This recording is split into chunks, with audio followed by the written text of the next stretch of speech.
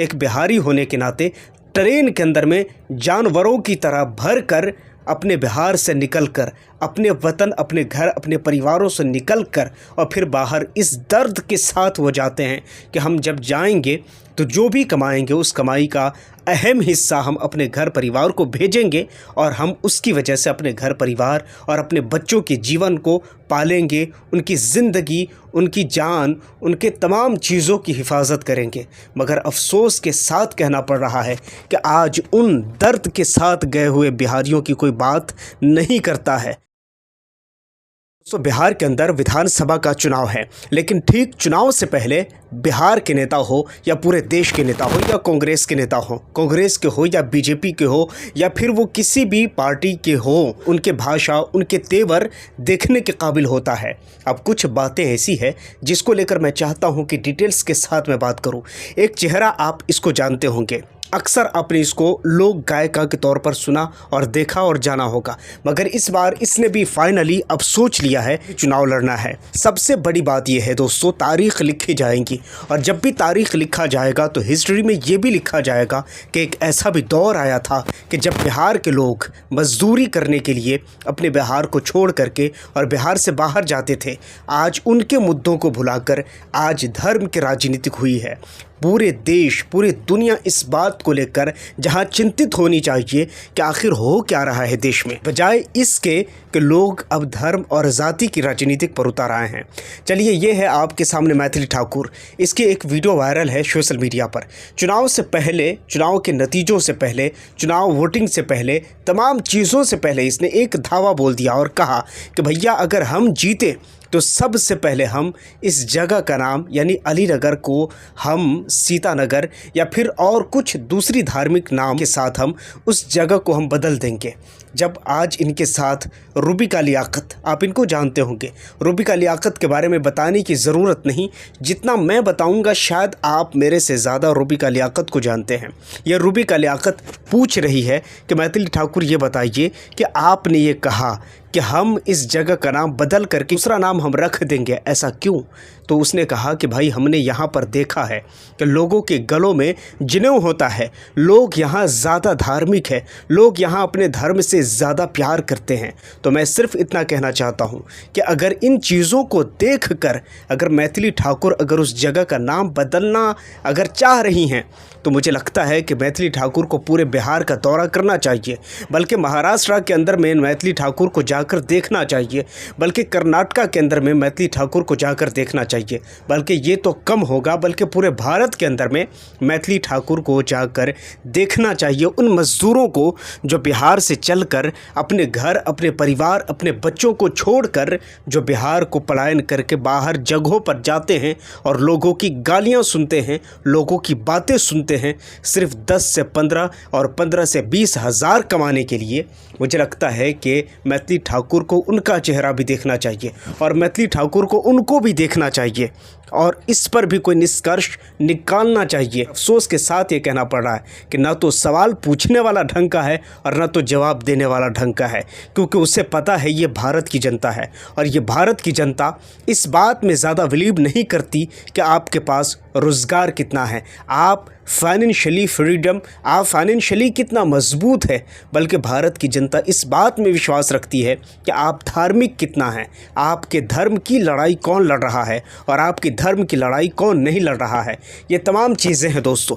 लेकिन आप क्या सोचते हैं, जबकि खुद बिहार के अंदर सबसे ज़्यादा मज़दूर लोग पाए जाते हैं। आप यकीन नहीं मानेंगे, जब आप पर कैपिटा इनकम जब आप निकालते हैं बिहार का, तो कुछ राज्यों का पर कैपिटा इनकम इतना कम है कि वो अफ्रीका के कई देशों से भी ज़्यादा है और उससे भी कहीं गुजरा गया हुआ इस बिहार की हालत है। लेकिन इन तमाम चीज़ों को छोड़ने के बाद धर्म और जाति की लड़ाई जारी है। कोई बात नहीं, आप भी मज़े लीजिए। आजकल एक बयान काफ़ी वायरल है, लेकिन मैं वो बयान सुनाने से ज़्यादा मैं दिखाना चाहता हूँ। आप देखिए, ये है योगी आदित्यनाथ, जो कि उत्तर प्रदेश का सीएम है।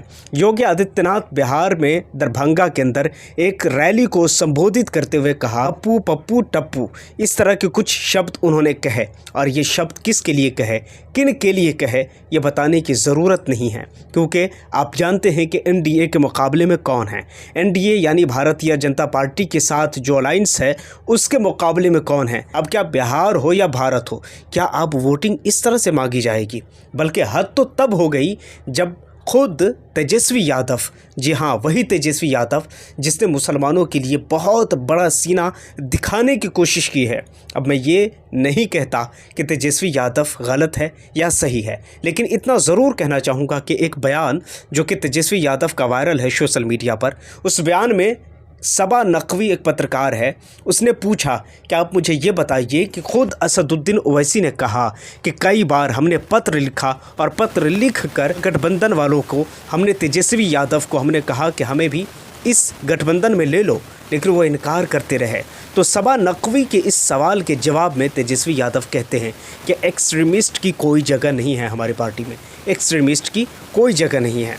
सोचने वाली बात यह है, इस बयान को लेकर सोशल मीडिया पर काफ़ी हंगामा मचा हुआ है। खुद असदुद्दीन ओवैसी ने भी अपने अकाउंट से इसे शेयर करते हुए और बहुत सारे सवालों के घेरे में तेजस्वी यादव को खड़ा कर दिया है। और कई सारे सवाल खुद असदुद्दीन ओवैसी ने पूछा और कहा कि तेजस्वी यादव मुझे ये बताओ कि अगर हम एक्सट्रीमिस्ट हैं, तुम्हारी इस भाषण की वजह से न जाने आज कितने नौजवान जेलों के अंदर बंद हैं, न जाने कितने नौजवान आज बिछड़ गए हैं और न जाने कितने ऐसे नौजवान हैं जिसकी सुनवाई भी नहीं हो पा रही है।